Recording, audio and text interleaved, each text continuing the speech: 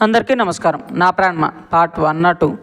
మమత గారు ఎవరిని అడగాలో నాకు బాగా తెలుసు, కానీ ముందు ఒకటి చెప్పు, అశ్విన్ నువ్వు బాగానే ఉంటున్నారా అని అడుగుతారు. మీ ఇద్దరి మధ్య ఏదో జరుగుతుందని నాకు అనిపిస్తుంది. నేను కూడా ప్రేమించే పెళ్లి చేసుకున్నా, అలాంటిది నాకు తెలీదా అంటారు.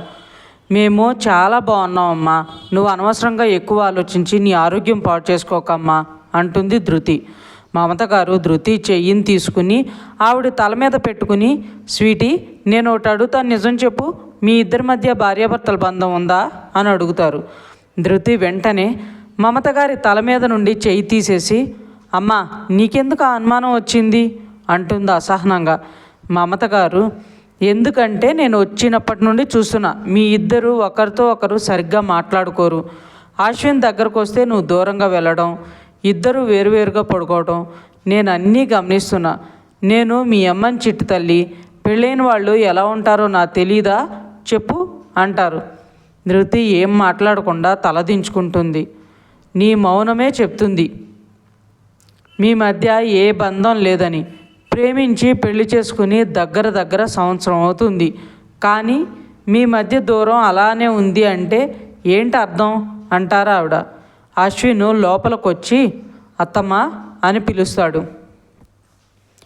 మమత గారు అశ్విన్ని చూసి, మీ సొంత విషయాల్లో కలగజేసుకుంటున్నాను అని తప్పుగా అనుకోకు బాబు, ఎందుకంటే ఇందులో నా కూతురు జీవితం కూడా ముడిపడి ఉంది. ఎంతో అల్లారు ముద్దుగా పెంచుకున్నా, కానీ పట్టుమని 10 సంవత్సరాలు కూడా దానికి తల్లి ప్రేమను ఇవ్వలేదు, దాని బాగోగులు కూడా చూసుకోలేకపోయాను. ఇప్పుడు నా కూతురు పెద్దదయ్యి పెళ్లి చేసుకుని సంతోషంగా ఉంది అనుకుంటూ తనను చూడడానికి ఇక్కడికి వచ్చాను. కానీ తను ఆనందంగా లేకుంటే తల్లిగా నా మనసు ప్రశాంతంగా ఉండదు. నా కూతురికి ఒక బిడ్డ పుడితే కనీసం వాళ్ళకైనా బ్రతికి ఉన్న అన్నాళ్ళు నా బిడ్డ మీద చూపించలేని ప్రేమని వాళ్ళ మీద చూపించాలి అని ఎంతో ఆశగా వచ్చాను. కానీ మిమ్మల్ని చూస్తుంటే మీరు అన్యోన్యంగా ఉన్నట్లు అనిపించడం లేదు. మీ ఇద్దరి మధ్య ఏమన్నా సమస్య ఉంటే పరిష్కరించుకోండి. మీరు సంతోషంగా ఉండడమే మాకు కావాలి అని కన్నీళ్లు పెట్టుకుంటారు. అశ్విన్ ఆవిడ బాధను చూసి, అత్తమ్మ ప్లీజ్ మీరు బాధపడకండి, ఇన్ని రోజులు నా చెల్లి బాధ్యతతో తనకి దూరంగా ఉన్నాను అంతే. ఇప్పుడు నా చెల్లి కూడా చాలా హ్యాపీగా ఉంది. మీరు అనుకుంటున్నట్లు ఏమీ కాదు, తనని నేను బాగా చూసుకుంటాను అంటాడు. మమత గారు ఇద్దరిని దగ్గర తీసుకుని హైదరాబాదుకు వెళ్ళాక మీ ఇద్దరి దూరాన్ని దగ్గర చేసే ఏర్పాట్లు చేస్తాను అని చెప్పి అక్కడి నుండి వెళ్ళిపోతారు. అశ్విన్ కూడా బయటకు వెళ్తుంటే ధృతి కోపంగా, అసలు ఏమనుకుంటున్నావు నువ్వు, ఇదంతా కావాలనే చేస్తున్నావా? మా అమ్మని తన ఆరోగ్య పరిస్థితిని చూసి నీకు అనుకూలంగా మార్చుకుందాం అనుకుంటున్నావా? ఇదంతా నీ వల్లే జరిగింది అంటుంది.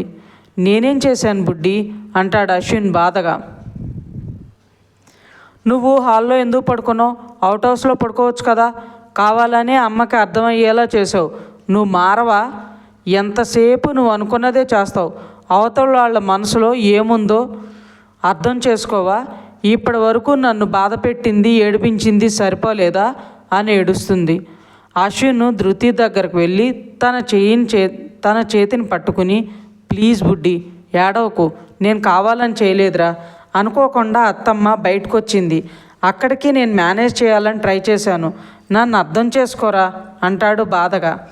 ధృతి అశ్విన్ చేతిలో నుండి తన చేయి లాక్కుని, మిమ్మల్ని అర్థం చేసుకున్నాను కాబట్టే మళ్ళీ మీతో ఉండాలి అనుకోవడం లేదు. నా మనసుని విరిచేశారు, మీ మీద ఉన్న ప్రేమని మీ చేతులతో తాళిని తెంచి ఆ ప్రేమను చంపేశారు. ఇప్పుడిప్పుడే అన్నీ మర్చిపోయి సంతోషంగా ఉన్నాను. మళ్ళీ నా జీవితంలోకి మీరు వచ్చి మిగులున్న ఈ ప్రాణాన్ని కూడా చంపేయకండి అంటుంది ఏడుస్తూ. అశ్విన్ కన్నీళ్లు పెట్టుకుని ధృతిని గట్టిగా హక్ చేసుకుని, ఐఎమ్ వెరీ సారీ బుడ్డి, నాకు తెలుసు నేను చేసిన తప్పుకి ఇది చాలా చిన్న పదం అని. ఆ ఒక్క పదంతో నీ మనసులోని బాధని నేను తగ్గించలేను, కానీ నువ్వు నా మీద పెంచుకున్న ప్రేమని నాకు తిరిగి బుడ్డి, ఇంకెప్పుడు నిన్ను బాధ పెట్టనురా ప్లీజ్ అంటాడు. ధృతి అశ్విని దూరంగా జరిపి, ఇవి కూడా తగ్గించుకుంటే మంచిది. నాకు నిద్ర వస్తుంది, నేను పడుకుంటున్నా అని వెళ్ళి బెడ్ మీద పడుకుంటుంది. అశ్విన్ అయోమయంగా చూస్తాడు ధృతిని. మనసులో ఇదేంటి ఇలా పడుకుంది, నా గురించి ఏం చెప్పలేదు, అంటే ఇక్కడ ఉండమానా లేక వెళ్ళిపోమానా? ఒరే అశు, నీ అత్యాశ కాకుంటే నిన్నెక్కడే ఉండమని తనెందుకంటుంది అని తనను తాను తిట్టుకుంటూ బయటకు వెళ్తాడు. చిన్ను పడుకోకుండా కూర్చుని ఏదో ఆలోచిస్తూ ఉంటుంది. దివిత్ బాల్కనీలో నుండి లోపలికి వచ్చి చిన్నుని చూసి తన పక్కన వెళ్ళి కూర్చుంటాడు. దివిత్ చిన్ను చెయ్యి తన చేతుల్లో తీసుకుని నిద్ర రావడం లేదా అని అడుగుతాడు. చిన్ను లేదని తలూపుతుంది. దివిత్ నవ్వి, నీతో మాట్లాడాలి అని నిన్నటి నుండి అనుకుంటున్నా, కానీ కుదరలేదు, ఇప్పుడు మాట్లాడినా అని అడుగుతాడు. దివిత్ ఏం చెప్తాడా అని చిన్ను తన వైపు చూస్తుంటే దివిత్ తన ఫేస్ని చేతుల్లో తీసుకుని, సారీ చిన్ను, నిన్ను అపార్థం చేసుకుని మీ అన్న మీద ఉన్న కోపంతో నీ గురించి ఆలోచించకుండా నిన్ను చాలా బాధ పెట్టాను, అందుకు నన్ను క్షమిస్తావా అని అడుగుతాడు బాధగా. చిన్ను దివిత్ కళ్ళల్లోకి చూస్తూ మాట్లాడటానికి ట్రై చేస్తుంది.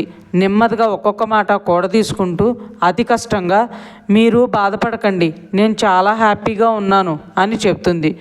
దివిత్ హ్యాపీగా ఫీల్ అయ్యి చిన్ను నుదుటి మీద ముద్దు పెట్టుకుని, చాలా థ్యాంక్స్ చిన్ను, నన్ను క్షమిస్తావని అస్సలు అనుకోలేదు, నేను ఇంత చేసినా ఇంకా నా మీద ప్రేమను పెట్టుకుని ఉన్నావంటే నిజంగా నువ్వు నాకు భార్యగా రావటం నా అదృష్టం అంటాడు. చిన్ను కూడా ఆనందంతో కంటతడి పెట్టుకుని దివిత్ చేతిని గట్టిగా పట్టుకుంటుంది. దివిత్ ఒక చేత్తో చిన్ను చేయి పట్టుకుని ఇంకో చేత్తో తన భుజం చుట్టూ చేయి వేసి, నీకు ఒక విషయం చెప్పనా, నువ్వు యుఎస్లో నన్ను కాపాడి వెళ్ళాక నీకోసం నేను చాలా వెతికాను తెలుసా, ఆ రోజు అక్కడ పోలీసు వాళ్ళు వస్తే మీకు ప్రాబ్లం అవుతుందని నీ పేరు కూడా తెలుసుకోకుండా పంపించేశాను అని చాలా ఫీల్ అయ్యాను, నువ్వు కనిపిస్తే నన్ను పెళ్లి చేసుకుంటావా అని అడగాలే అనుకున్నాను అని తనను చూస్తాడు. చిన్ను కళ్ళు పెద్ద చేసి నిజమా అన్నట్లు చూస్తుంది. దివిత్ చిన్ను ఎక్స్ప్రెషను తన ఫేస్లో కనిపించిన ఆనందం చూసి నవ్వుతూ, నిజంగా నిజం, కాకపోతే నువ్వు దొరకలేదు, ఇంకేం చేయలేక కెరీర్ మీద కాన్సన్ట్రేషన్ పెట్టాను, కానీ లాస్ట్కి నువ్వే నా భార్యవయ్యావు అంటాడు. చిన్ను దివిత్ చేయి చుట్టూ తన చేతిని వేసి భుజం మీద తల పెట్టుకుని మెల్లగా, నేను ఎంతగానో ప్రేమించిన మీరే నన్ను పెళ్లి చేసుకున్నారు, మిమ్మల్ని గుడిలో చూసినప్పుడే ముందు షాక్ అయ్యాను, ఆ తర్వాత మీరు ధృతి వదిన అన్నయ్య అని తెలిసాక చాలా హ్యాపీగా ఫీల్ అయ్యాను, కానీ మీరు నన్ను రిషిని అపార్థం చేసుకున్నప్పుడు చాలా బాధ అనిపించింది, నా మెడలో తాళి కడతారని అస్సలు ఊహించలేదు, ఆ తర్వాత మీరు నన్ను వదిలేసి వెళ్ళిపోతుంటే ప్రాణం పోయినట్లు అనిపించింది, అన్నయ్య గురించి తెలిసాక నా మీద నాకే కోపం వచ్చింది, నా గురించి అన్నయ్య అలా చేశాడు అని చాలా ఏడ్చాను అని ఏడుస్తుంది. దివిత్ చిన్నును హత్తుకుని, అయిపోయిందేదో అయిపోయింది, ఇప్పుడు దాని గురించి ఆలోచించి బాధపడకు చిన్ను అంటాడు. చిన్ను అంటూ దివిత్ని పట్టుకుని అలానే పడుకుని నిద్రపోతుంది. దివిత్ చిన్నుని సరిగా పడుకోబెట్టి తన తల నిమిరి, నువ్వు ఇంత మంచిగా ఆలోచిస్తున్నావు చిన్ను, కానీ మీ అన్నయ్యకి నీ ఆలోచనలో కొంచెం కూడా తను చేయలేడు, మళ్ళీ స్వీటీని ఎక్కడ బాధ పెడతాడో అని చాలా భయంగా ఉంది. రోహన్ బావ మాత్రం అశ్విన్ని నమ్మి మళ్ళీ తన చేతిలో ధృతిని పెట్టాడు.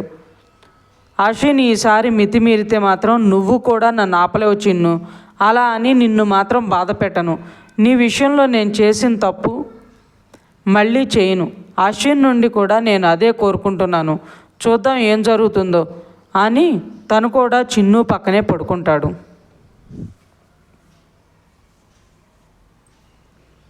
నెక్స్ట్ డే మార్నింగ్ దివిత్ చిన్నుని లేపి తనకి సపోర్ట్ ఇస్తూ వాష్రూమ్ తీసుకెళ్ళి రెడీ అయ్యి రమ్మని చెప్పి బయటికి వెళ్తాడు. ధృతి కూడా దివిత్ చిన్ను మార్నింగ్ ఫ్లైట్కి వెళ్ళిపోతారని తను కూడా త్వరగా లేచి బయటకు వస్తుంది. బయట గార్డెన్లో దివిత్ను చూసి దగ్గరకు వెళ్ళి తన పక్కన నిలబడుతుంది.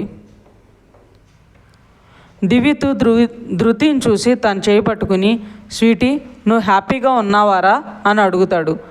నీకు అన్నీ తెలిసి ఎందుకు అడుగుతున్నావు అన్నయ్య అంటుంది ధృతి.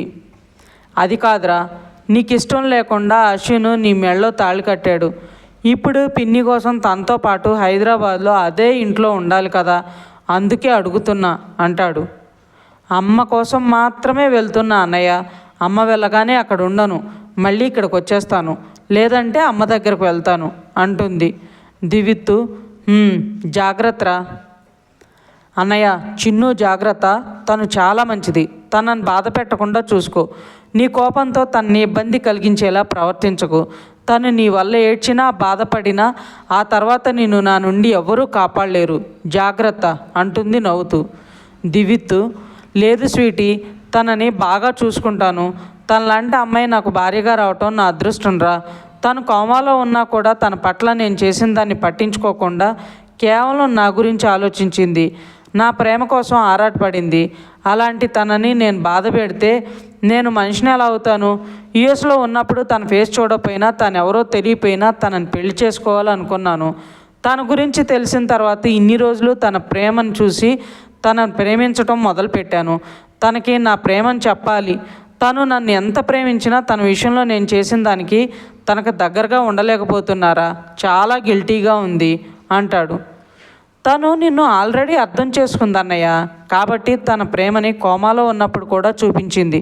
త్వరగా నీ ప్రేమను కూడా తనకు చెప్పి త్వరగా నాకు ఒక అల్లుణ్ణో కోడల్ని ఇస్తే హ్యాపీగా ఫీల్ అవుతా అంటుంది ధృతి నవ్వుతూ. దివిత్తు నవ్వి నేను వెళ్ళి రెడీ అయ్యి వస్తా, చిన్ను రెడీ అయి ఉంటుంది అని లోపలికి వెళ్తాడు. అశ్విన్ అక్కడే ఉండి అంతా విని తను కూడా దివిత్తు గురించి చిన్ను గురించి చాలా హ్యాపీగా ఫీల్ అవుతాడు. కాసేపటి తర్వాత అశ్విన్ చిన్నుతో మాట్లాడటానికి తన రూమ్కి వెళ్తాడు. తను వెళ్ళేసరికి దివిత్తు చిన్నుకి హెల్ప్ చేస్తూ ఉంటాడు. అశ్విన్ డోర్ నాక్ చేస్తాడు. దివిత్తు అశ్విన్ని చూసి నేను వెళ్ళి అంజుకి చెప్పేసి వస్తాను అని చిన్ను చెప్పి రూమ్లో నుండి బయటకు వెళ్ళిపోతాడు. చిన్ను అశ్విన్ని చూసి మొహం పక్కకు తిప్పుకుంటుంది. అశ్విన్ చిన్ను మొహాన్ని తన వైపుకు తిప్పుకుని నీకు నా మీద చాలా కోపం ఉందని నాకు తెలుసురా, కానీ ఈ అన్నయ్యకున్నది నువ్వు ఒక్కదానివి. అమ్మ తర్వాత నేను ఎక్కువగా ప్రేమించింది నిన్నే.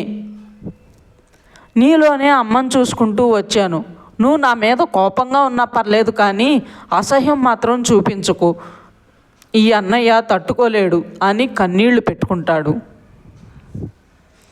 చిన్ను అశ్విన్ని హాక్ చేసుకుని అలా అనకు అన్నయ్య, నువ్వంటే నాకు ఎప్పుడూ ప్రేమే ఉంటుంది, కానీ అసహ్యం ఉండదు. నీకు నేను ఒక వీక్నెస్ అయ్యాను అని నా బాధ. ఏం చేసినా నా కోసం చేస్తావు. నీకంటూ ఒక లైఫ్ ఉంది, కానీ దాని గురించి ఆలోచించవు. అందుకే ఇక్కడి వరకు తెచ్చుకున్నావు అని అంటుంది. ఇంకా ఉంది ఫ్రెండ్స్. మీకు ఈ స్టోరీ నచ్చినట్లయితే లైక్ చేయండి, సబ్స్క్రైబ్ చేయండి. ఇంతలా ఆదరిస్తున్నందుకు థ్యాంక్ యూ సో మచ్.